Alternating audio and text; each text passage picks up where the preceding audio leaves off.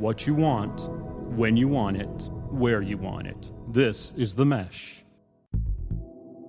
Leadership GPS. Insightful conversations about leadership and what it takes to be successful in today's rapidly changing organizations. Hello, everyone, and welcome to Leadership GPS here on themesh.tv. We're back. It's been a little while.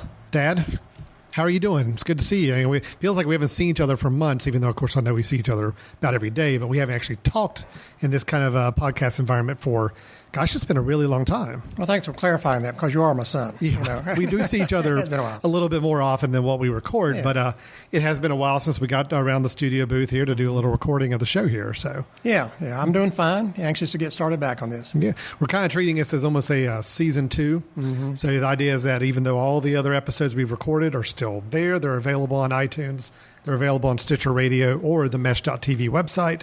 We're kicking off some new episodes, some new discussions over the coming months as we dig back into the idea of leadership and what it means for those of you listening, how to either strengthen your role as a leader, how to look at better leadership models for an organization or yourself. And Dad, too, you know, kind of the slant we've always taken with this is you and I are from, obviously, 2 different generations with regards to leadership.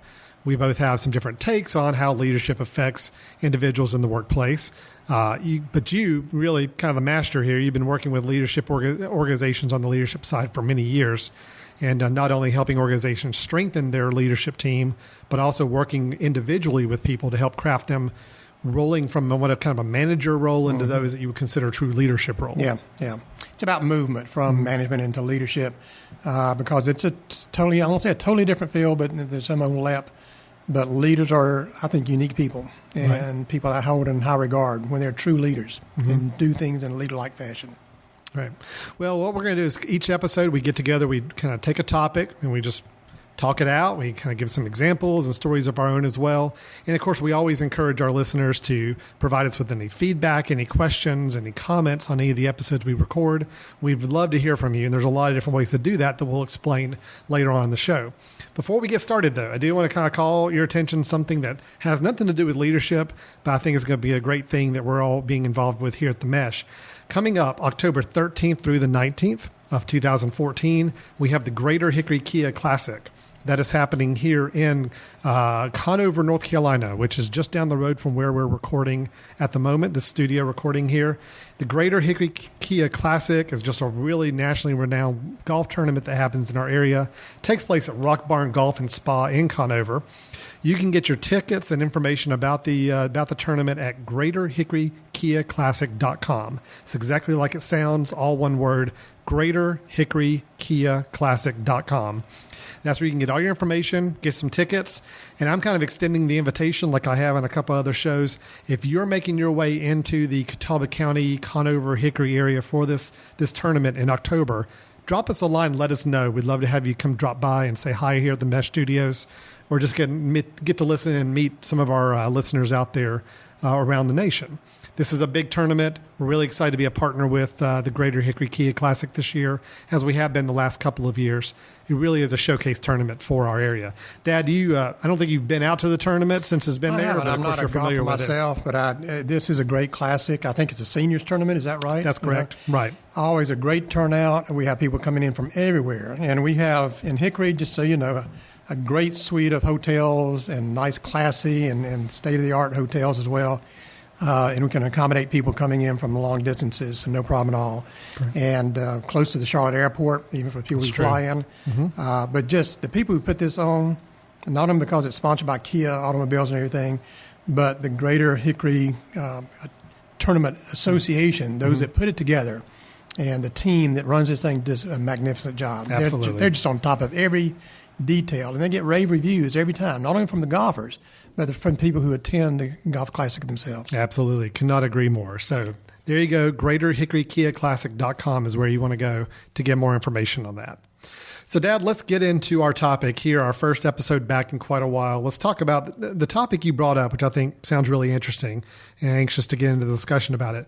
The idea of shaping a corporate culture. That's what you said you wanted to talk about a little bit. So, what did you have in mind with this? Where do you want to go with this conversation? Well, let me tell you why I even brought it up as a topic. It's crafting cultures. You know, crafting to me is is a workmanship process, you know. And it's something that usually doesn't happen with cultures, but the culture thing is something that's coming out in the last, 15 years maybe? It's kind of become a venue of a lot of management circles and organizations. I'm not sure we've done a great job of helping people define or shape their cultures. What we basically have led people to over the years is simply saying the definition of a corporate culture is, well, that's just the way we do things. And it's kind of like it evolved naturally and organically over time. And they're like, well, okay, I guess it is what it is. A phrase I detest, by the way. It is what it is. It sounds like we have no role in making something happen. We just take it as it is. That's not what a corporate culture is about.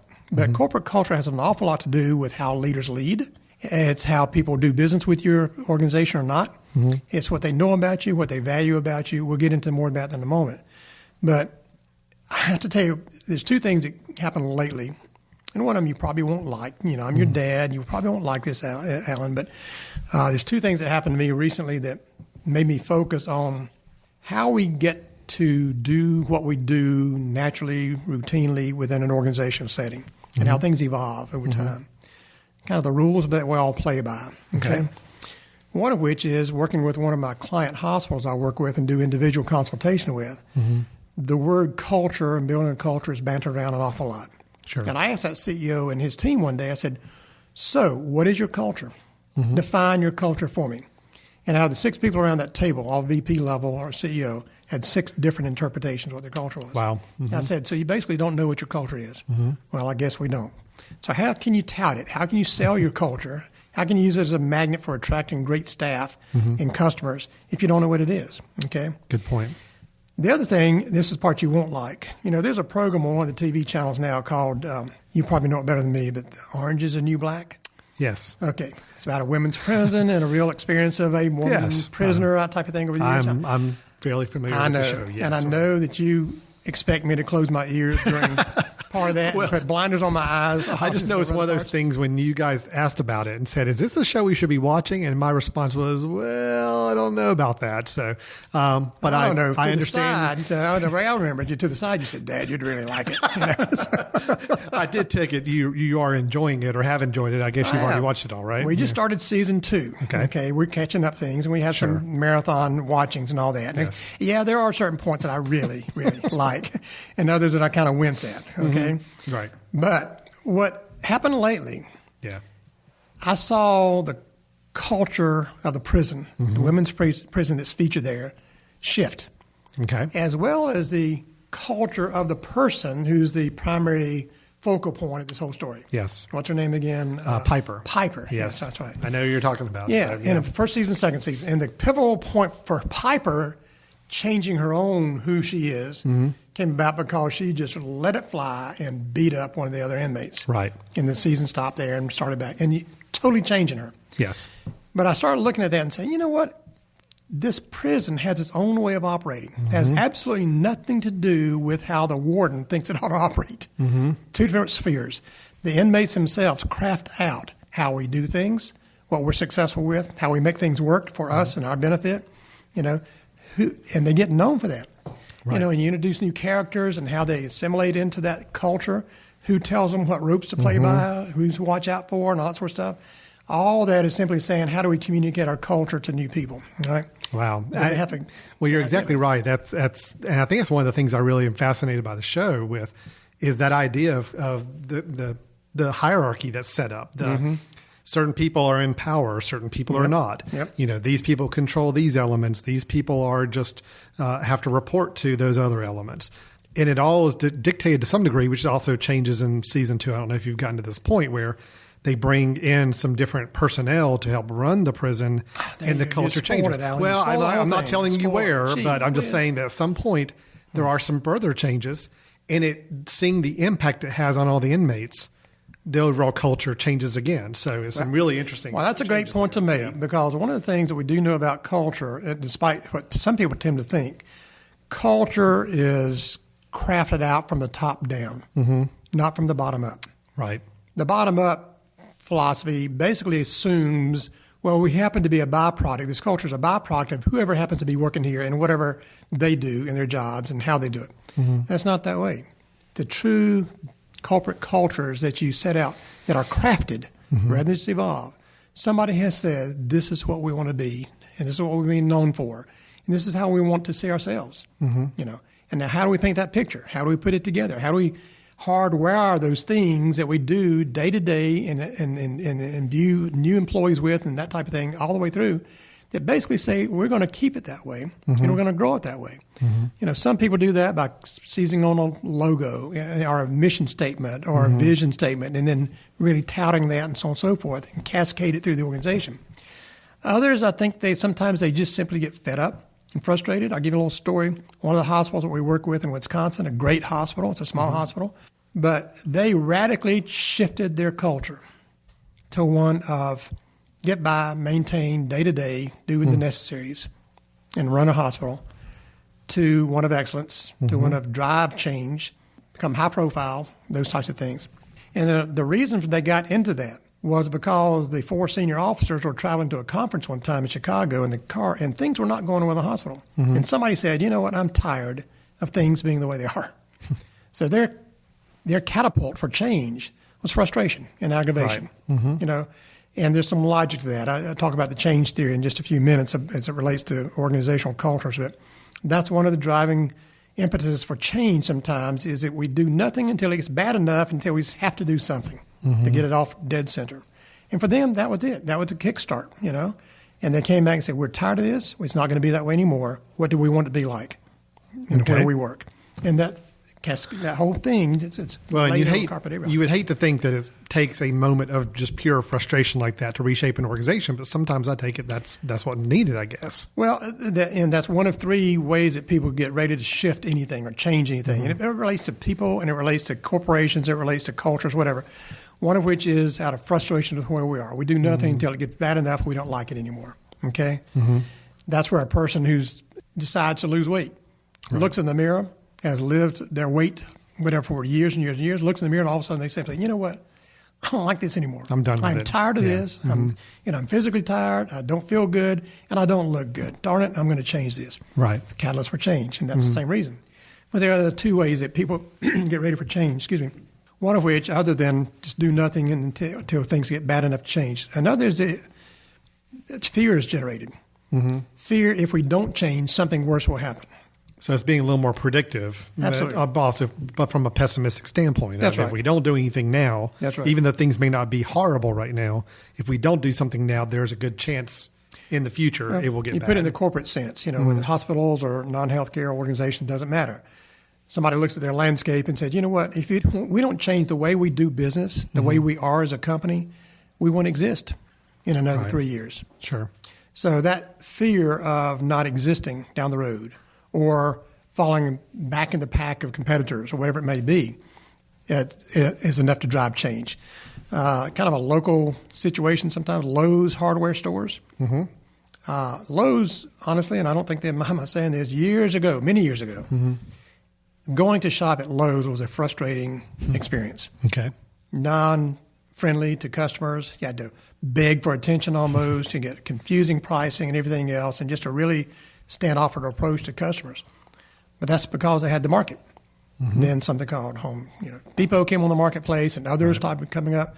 And somewhere along the line, somebody in corporate headquarters at North Wilkesboro, North Carolina, said, doggone it, it's not going to be that way anymore. Right. And it's a radical transformation into a great company that's very customer-centered and focused on needs of the customers and that type of thing. From the inventories to the customer sales, how they're handled, and to their promotions and everything else. So that's an example of, I don't recall Lowe's ever being on the verge of bankruptcy or anything, but they were probably looking at that landscape like you were saying and saying, hey, you know what? There's other guys out there that are doing this better than we are right now. If we don't change, we could be obsolete in a number of years. That's exactly right. Yeah. The third way is probably the best way to get people ready to shift something or change something, and that is you create a more positive or hopeful picture of what we can be. Okay. How much better it would be if we do such and such. Right? And that's the desirable one, but it's also the most difficult to achieve. The other 2 work amazingly well. I remember my grandfather when I was growing up as a small boy, and I did something he didn't like one day, and out of many days, I'm sure. And this was back when he was about 90 years old, maybe, I don't know. He was a tough guy. He really was. And I think I had a BB gun, and I shot at something, and I wasn't supposed to shoot at it. Anyway, he just really jumped all over me. And he said, shook his finger at me. I can still see him. And his jowls were flapping and his fingers pointing and all that. He said, what you kids need today is a good depression to go through to teach you some values. Wow. Well, first of all, I struggled with defining a good depression. I don't know what that could be. I'm not sure what that would look like. But there's got to be an easier way to develop core values than hurting enough and getting punished enough to do it. Right. Go through a good depression, suffer enough, Tony, then you'll learn your lesson. Then well, you'll we've figure heard it that for a out, lot of times, But how much better would it have been to talk about a more positive picture, why I shouldn't be doing the things I was doing. How much better it is to shoot at a defined target and develop my marksmanship skills or whatever it might be. But boy, that painted a picture in my mind. Oh, I'm sure. Absolutely. Well, so basically, even though there are a lot of different variations of ways you could get spurred along to look at reevaluating and resetting your corporate culture, obviously you want to do it as more of a positive thing. This is how we can get stronger. This is how we can look get better. What we can be, look at where we can be, and then you set your strategy. Okay, but you create a sense of urgency by doing that. You create a sense of meaningfulness. Right. You create a sense of positivism and hopefulness. This is where we want to be. This is a great picture. Look at this. You want to be on board with that? Right. Well, here's what we got to do.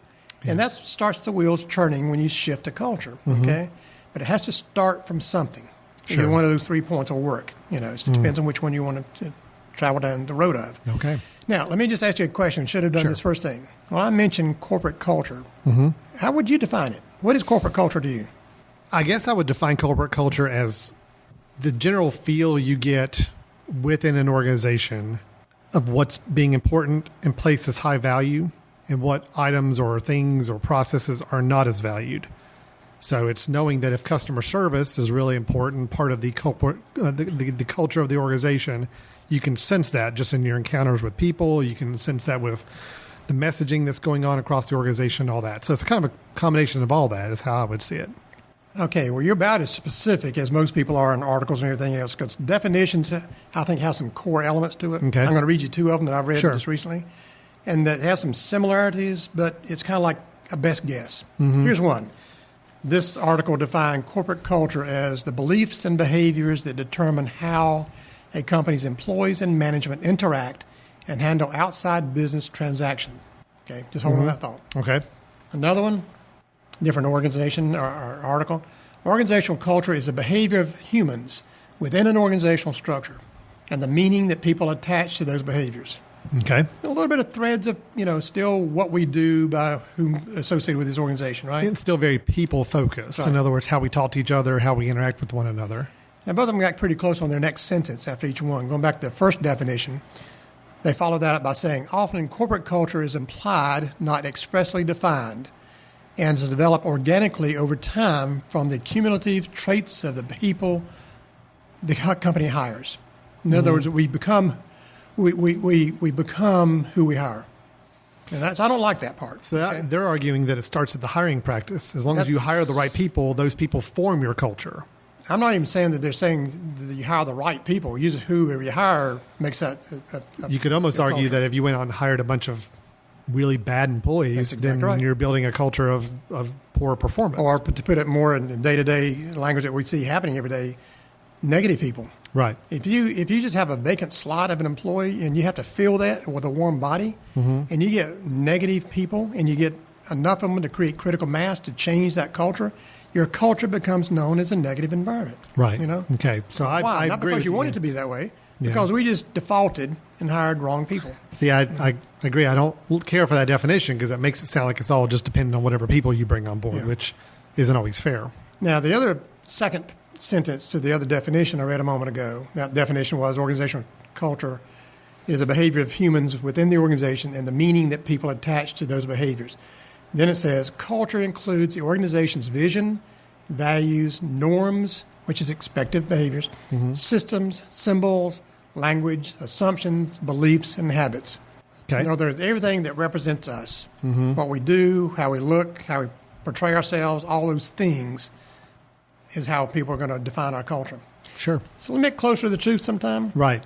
But my point of contention, Alan, with this whole thing about cultures Okay. is that there's so many cultures that evolve with nobody pulling the reins and steering the ship. It evolves by happenstance. It's like that one about hiring the wrong people, the right people. Right. It's like, okay, did we get lucky or not? Okay. And I don't think crafting a culture is a matter of luck. Crafting a culture is a matter of strategy and design. Basically, it starts with somebody saying, how do we want to look? How do we want to be? How do we want people to find us, and know us for?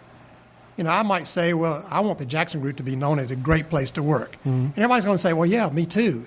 But until I put some wheels under that and say, what does that mean to me? Put some pictures to it. Right. And then I have to back it up and say, well, so how do we hardwire those things into what we do every day so that it becomes our culture? I was going to say, it's not enough to just paint the picture and say, okay, that's who we're going to be. No. If your processes, your services, your customer service, your training don't fit those, then you're never going to get there. I read a quote the other day, and I thought it summed it up in a part. Anyway, it says, all positive corporate cultures are intentional. Intentional, meaning somebody wanted it to happen that way. Somebody designed for it to happen that way and made it happen. Why do we know Disney to be the company that Disney is? Because somebody had a vision that said that's what it's going to be. It's going to be a happy place. And that's why you hear the models with them about the consistent training, the kind of imprinting that culture into their employees the minute they get hired. Absolutely. It has to happen top down. It has to be very intentional. You're right. Take one of our favorite companies here, and that's Apple Corporation. Right. Steve Jobs had the vision, and that's passed on to others. But the vision simply said, we're the innovators. Right. We're first to the market on these things. We're going to change the way that people learn and acquire information. Right. And it was all about the quality, and it was all about that. And that's there again imprinted on everybody that joins the organization. Right. We're not going to produce the cheap stuff that just stacks the shelves. We're going after high quality, high margin items. So, Yep. I even bring it more down to our level here. The organization that we both represent, the Jackson Group and Drive Leadership and Jackson Group Interactive, these clusters of these companies that we have, which we're very proud. We could go out and ask. In fact, I just met with a person. I was doing an individual consultation with a person. And that individual said to me, so what do y'all do? Always my favorite question. So that's right. My kids still ask me that every week. So. Well, my dad, before he passed away, used to ask me when I said, I was a consultant, a management consultant. He said, yeah, but what do you do? What do you make? That's right. What do you make? And the people have to have pictures drawn for them sometimes about not just knowing what we do, but what we value, what we stand for. Right. Okay. But for us to say, well, define the Jackson Group culture. For us to blandly say, well, we want to be a culture that communicates well with its marketplace, but also its employees. Because everybody's going to nod their heads and say, yeah, good for you, good. But that doesn't mean we always do it. That doesn't mean we hired that into our corporation all the time. Doesn't mean that we look for those traits, being a good communicator, and everybody will hire. You brought it up the other day in a staff meeting a couple of weeks ago. We had up on the whiteboard. You started the staff meeting with the quote, and I don't know whether you came up with this, Alan, or somebody else did. Maybe, I don't know. I don't know. Did you like it? Quotes. Well, yes. Okay, so I came up with it. Well, I attributed it to you. No. But you wrote from the board, you said the biggest communication problems is we do not listen to understand, we listen to respond. Right. And I think you were not just quoting that to imprint, but you were saying we, the Jackson Group, probably is part of that too. Yes. So even though we value good communications with our clients and with our staff and so on, we're not good at it because we've gotten the routinely listening for and then being responsive to what we hear. It's feeling the need to always be ready to respond That's as right. opposed to being good listeners. Check it off the list. Yeah. Client wants that, okay, we do that. Well, that's being responsive. Sure. But it's not listening behind the words and between the lines to what a client might really be saying. It's really just refining because we've said as a culture, responsiveness is really key for us, and I think it still is. But it's also balancing that with being able to listen to respond, not, and listening to understand and listening to comprehend before responding, not just feeling like we've always respond with some sort of answer right away quickly to make ourselves sound educated or experienced or whatever it may be. Yeah. So those are messages that you're right. It's putting that culture out there and refining it a little bit. It's taking an idea of, yes, we're a very responsive company and we are going to share ideas, we're going to answer questions, and we're going to be helpful, but we need to take a little step further and be the best listeners out there too, because I think we all know those organizations that listen are the ones who are going to get it right. Yep. They're going to listen and they're going to be intentional with the responses, not just filling the air with words just to have it out there. Well, there's a number of questions that have to be asked. Obviously, what we're talking about is while we all have some sense of what our corporate culture might be, I think it'd be a better exercise to ask, what do we want our corporate culture to be? So we craft something. We work towards something, craft it, and, it's like the sculptor that somebody asked one time, this beautiful human sculpture they had made, and they said, gee, how do you do that? How do you craft that? How do you make that look that way? This is exactly like that person. And the sculptor basically said, well, I just chip away everything that doesn't look like the person until everything's left looks like the person. Right. That's good. Making a corporate culture work is the same way. We chip away everything and address everything and correct everything that doesn't fit what we want the culture to be like until we get it the way we want it. Until we're left with exactly the culture we wanted. We don't just roll the dice and say, well, did we get lucky or not? Did we hire the right people? No. And I think you got to hire people into the organization with their full knowledge of what they're getting into, what culture, and then give them the chance. Is this something you can be successful working in? Because these are our expectations. This is what we're about. We'll get back to your show in a moment. Just a reminder, you're listening to The Mesh, an online media network of shows and programs ranging from business to arts, sports to entertainment, music to community. All programs are available on the website as well as through iTunes and YouTube. Find out more at themesh.tv and give us feedback on what you like. And now, as promised, back to your show. So let's say, Dad, that the organization has been very intentional in setting its culture and saying this is who we want to be, and it's communicated, it's shared, it's imprinted on stationery, and it's on the walls, messages and all that. As an individual leader working in one of those organizations where you have a culture that has been defined, what should that leader be doing to make sure that culture stays intact? Well, I think that's a great question, first of all, and it happens to be the fourth part of the whole evolution of a culture crafting process. You hit the others. We have to define, what do we value? What do we applaud? What do we want more of? First. Secondly, we have to ideate. We have to generate ideas about, what are the visible signs that we want to be always coming out from our organization, from its people, from our message that we send out, from our communications, that people can identify with and say, that's what's important to them. Third is the hardwire. We've been talking a lot about that. How do you make it part of your organization's nature that all people, I won't say function the same way or work the same way. That's not it at all, because you have to have the diversity, but on the same sheet of music. Right. Modern theorists call it alignment. They say alignment. How do you align your people with what you want to accomplish and what you want to get done and what your mission is? Well, all it means is, how do you get people on the same sheet of music? So they value the same things as corporations say it values, And that's part of where leadership comes in. Right. But also the fourth part of that whole evolution process is, how do we renew and how do we keep that culture alive and focus all the time? How do we keep not only keep the focus, but in focus, a clear picture of what we are? That's where leadership comes in at two levels.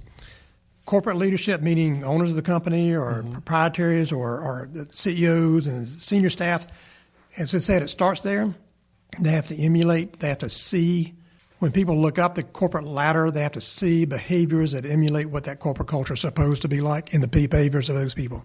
They also have to use language that reinstills it. I think the language and the messages that CEOs, vice presidents, upper level management sends out all the time, and what they say, how they say it, how often they say it, what they reinforce, and what they confront sometimes is a big part of keeping that culture hardwired and in place. Right. So it doesn't just drift away with time. It's the latest buzz thing to go through. And a lot of that, and this is really a key point that I want to make today, because most of our work, as you know, is obviously we do a lot with senior teams, presidents and vice presidents, but we do most of our work with department directors and managers. Right. This is the key point I want to make. Those departments are cultures in and among themselves, nested into a broader corporate culture. Okay. Kind of like subcultures, but you know what? Every manager and director has it within their, to be the CEO of that department, if you would. Right. So they can craft a culture for that department. A radiology department in a healthcare organization. What do we want to be known for? In our customer service to people inside the hospital, with our patients. What do we want to be known for? What are our trademarks, What puts its stamp on us? you know. So it's not even feeling like as a department director that you just automatically have to adhere the exact replica of what the corporation culture is. That's right. And try to apply it in your department. That's right. You can create a little bit of your own subculture, like you said, with your own areas of things that you want to play up and focus. Well, what it means in our work area particularly. I mean, everybody at a corporate level is going to say in a healthcare environment, they're going to say things like, well, we want to be known for providing or improving the healthcare in the community. Sure. Well, sure. And who doesn't? I mean, if you said, no, I don't want to be known for that because we don't want to improve, it'd be kind of crazy to do. But when you translate that into behaviors, okay, what's going to prove to people that that's the way we are, though? And that's what our efforts are directed towards in our culture, that our culture drives behaviors of the people who are affiliated with it. Right. What do we translate that into? Same thing can be done at the department level. It really can be, or a team level. Doesn't matter. I would assume just as long as that department culture isn't in direct opposition to what the corporation is trying to do. I mean, there's got to be some synergy there. Sure. But it can be a lot more refined. It can be a lot more focused. It can be a lot more unique to that individual work area. Absolutely. Okay. Absolutely. That's what I'm talking about. Making sure that people have a clear understanding that culture is the best cultures are those that are designed by intention, good intention. Design. It's an active leadership process, not a passive one. Second is that it trickles from the top down. Right. All right, not from the bottom up. It's not just a function of who we happen to have working for us and who they are that defines who we are as a company. The company defines what people go after and what people fits best in our culture. Okay.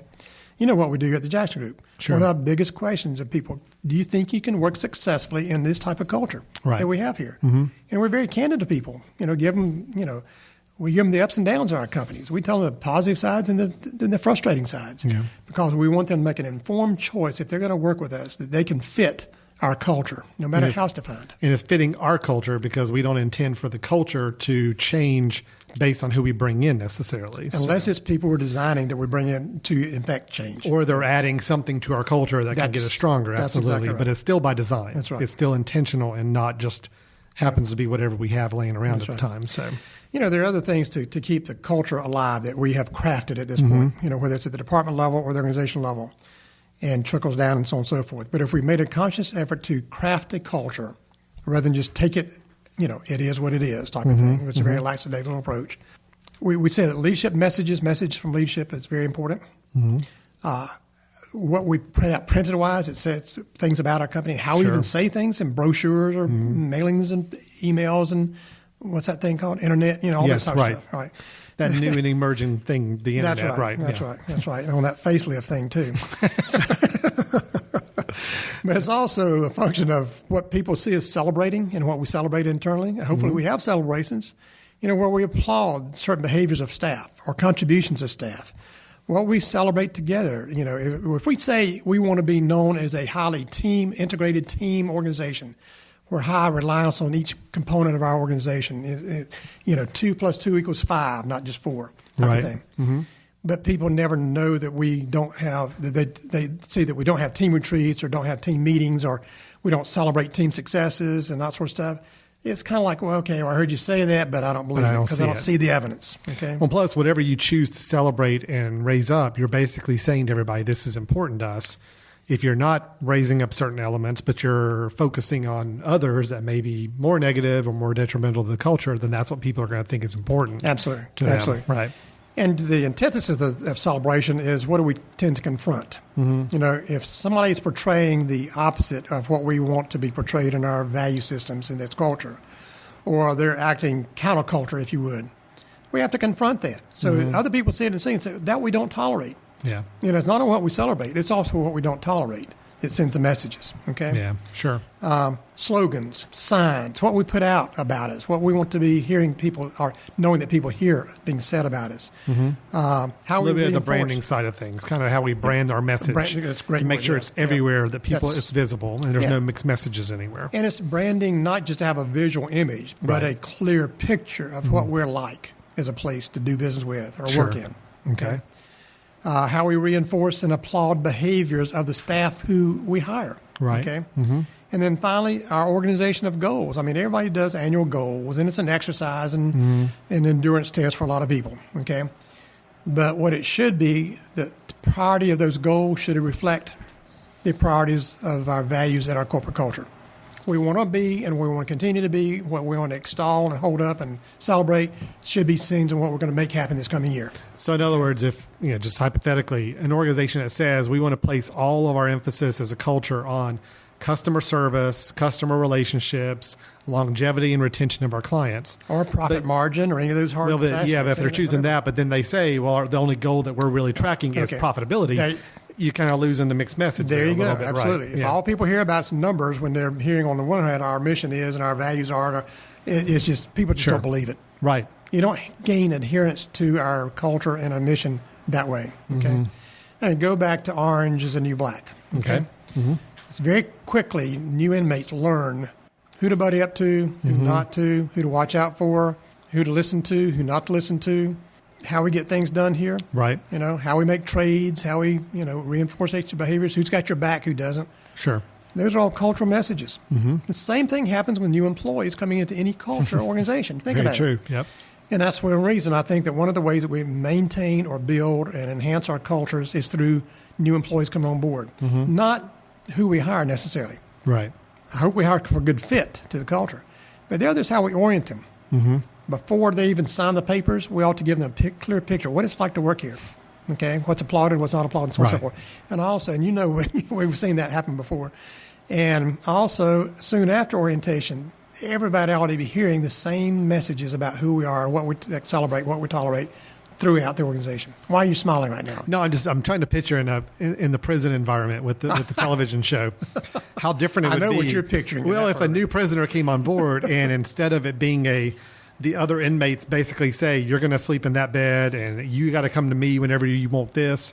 I'm the only way to provide this. It's just that whole culture is being set by the inmates there. Yeah. Imagine how different it would be to have the actual people running the prison to say, okay, well, let's walk you through everything that you need to know throughout the day. And here's the people you're going to need to visit. And this is how we really like for you to interact with others. I mean, none of that happens. None of that happens. So the inmates are creating their own culture, for the better or for worse, around them. They create and maintain that culture. Yep. They really do.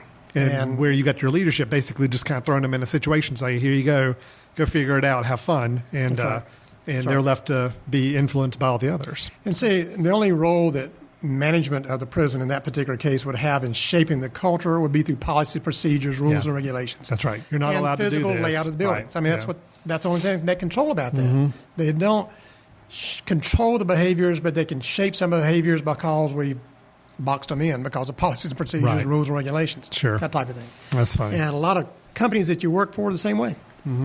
The thou shalt and thou shalt not supersede the way we want to be. Well, we even do, with a lot of our employee engagement surveys and work culture surveys we conduct, we actually ask a lot of questions of newer employees, be it people who've been here less than a year or so, to find out were they well-oriented, were they well-welcomed in their department, did they receive the support they needed from leadership, and do they understand kind of the mission, the values of the organization? Do they have a buy-in of those?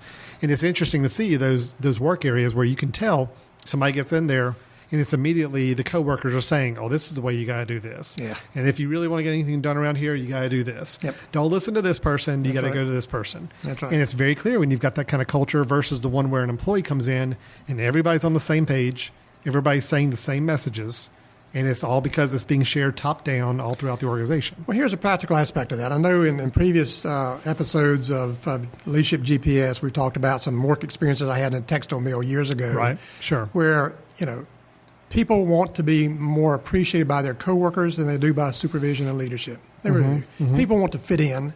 They want the accolades from their colleagues much more so than they want the attaboys from leadership. Okay? Right, sure. Anyway, whole different set of stories there.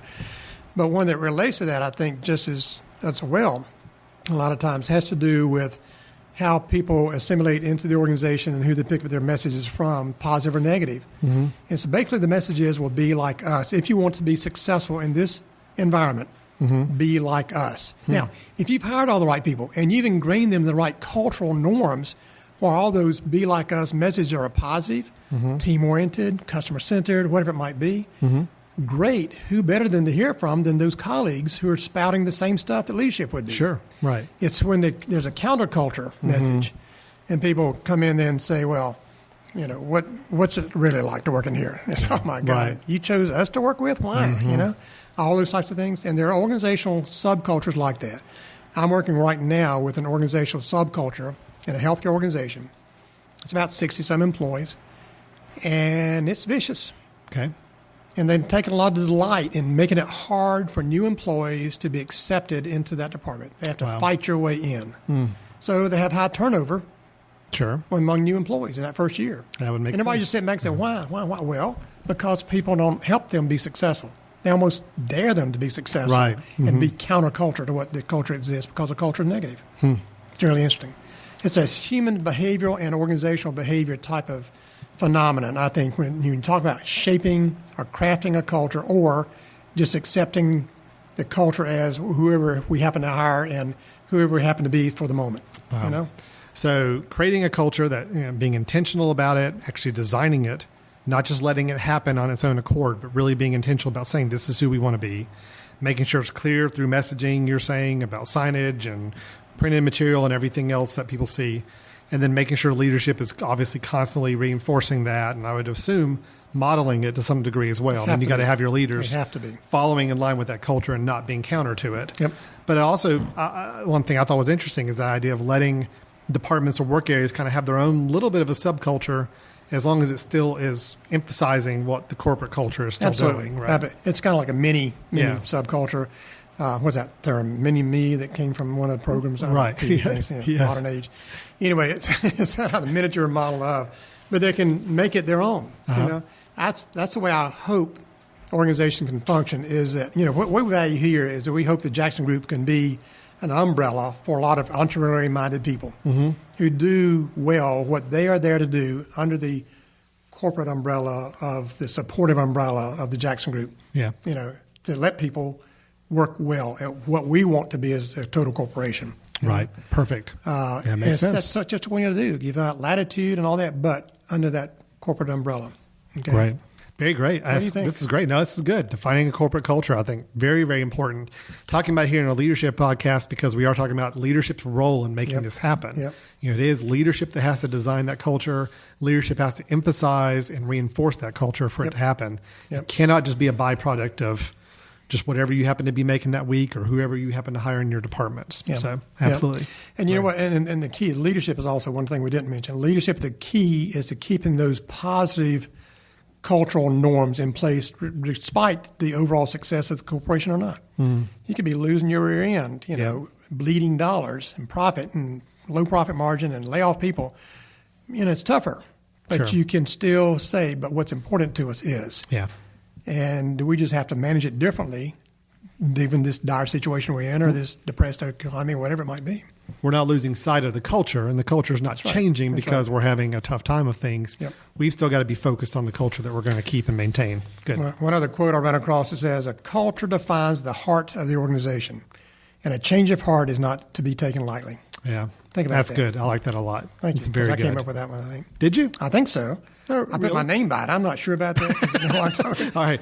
You said, if it's unless you know differently, yes, I did. Our engineering intern's going to need to research that and make sure we didn't copy that from somewhere else. So. Let me read that one again. Okay, just because, again, I think I came up with it. A culture defines the heart of the organization, and a change of heart is not to be taken lightly. Wow. Yeah. I hope you made that up because it's good. You proud of your old dad? I am, as long as you didn't copy it. So, even if you copied it, I'm still proud of you for finding it. Yeah, but, I'm 67, so my mind's not quite what it was, but to my recollection, this is Mr. Senator. As you know. All right, good. Well, I think we'll wrap up the conversation today for that. And I think it summed it up really, really nicely, too. So a lot of good information there. If you like the kind of conversation we're having, we recorded, I don't know how many episodes so far in kind of our first iteration of this that are all available online on themesh.tv. That's TheMesh.tv, the website there. You can also find us on iTunes by doing a search for Leadership GPS, as well as Stitcher Radio, and all those are available for on-demand downloading and playing of all of our past episodes. We also recommend you check out all the other shows on the Mesh.tv network. We've got everything ranging from film reviews to sports to entertainment to business. If you like this show, another show you may want to check out is called Stepping Up Service. That's great. Where we talk about the world of customer service, not just from a leadership perspective, but even from an employee perspective.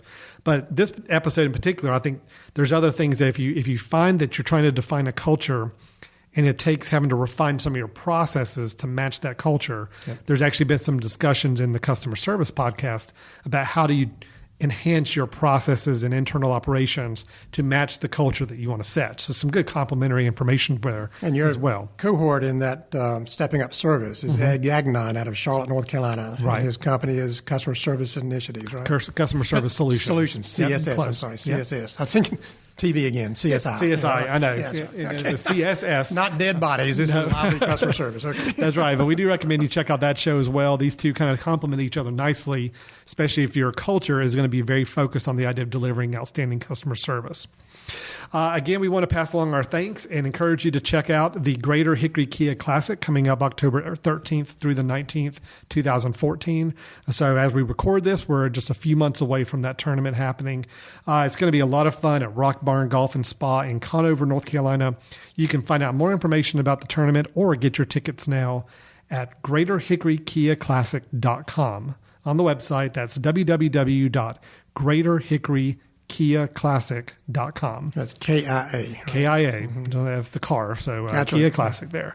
And we're very happy to have the Kia Classic as a sponsor here on the Mesh and a partner with us as we go forward and really bring a great event to this area. I just thought of a little slogan for them, by the way, since we're talking Okay, about good. slogan Ready to write it messages down? about cultures, Yep. and that is golfing tournaments well done. Golfing tournaments, well done. Yep. Okay, Well, good. for the city of Hickory in this area, too, we have, what's the slogan that y'all been working on there? It's, life well crafted. Left, well crafted. Yep. So the same thing, golfing tournaments well crafted or well done. Well done, well crafted. Yeah. I'll send that right in and see what I'm we can sure do you with will. it. Yeah, absolutely. Well, that's going to be all for Leadership GPS. I do want to say if you're interested in either connecting with one of the two of us, there's a couple ways you can reach us.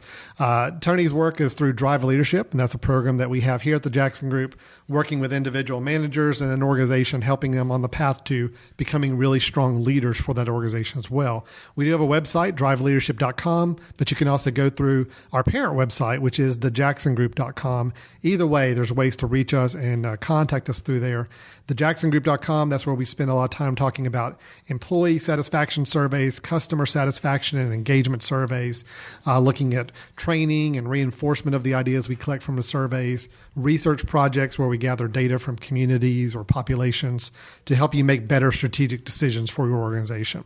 And part of our culture as a Jackson Group is defined by our slogan, if you That's right. which is our corporate mission, if you would, is to help organizations manage well, serve well, and communicate well. That's right. If we do things that don't contribute to one of those three or all more than that, we're not doing our job. We don't need to be We're doing not it. living up to our culture. That's needs. right. Absolutely. So you can learn a little bit more about our companies at thejacksongroup.com, driveleadership.com, and then with our multimedia company here, Jackson Group Interactive, you can learn more about that. That's the parent of the Mesh here and kind of the guys setting up this whole network and making it happen. That's at jginteractive.com. So we just plugged a lot of sites, but with that, I think we're ready to wrap up the show. Thanks a lot, Dad, for your time. I'm glad to get the show going again after I'm taking a glad little you bit of call a me hiatus. Dad rather than Tony all this time. Yeah, I'm working on it. Yeah, Okay, we jump around between names from time to time on the show, but I appreciate all your input and expertise on the subject here. Well, I've enjoyed it, son. All right, great. Thanks, everybody. We'll talk to you next time. Take Lead care. well. You've been listening to The Mesh, an online media network of shows and programs ranging from business to arts, sports to entertainment, music to community. All programs are available on the website as well as through iTunes and YouTube. Check us out online at themesh.tv. Discover other network shows and give us feedback on what you just heard.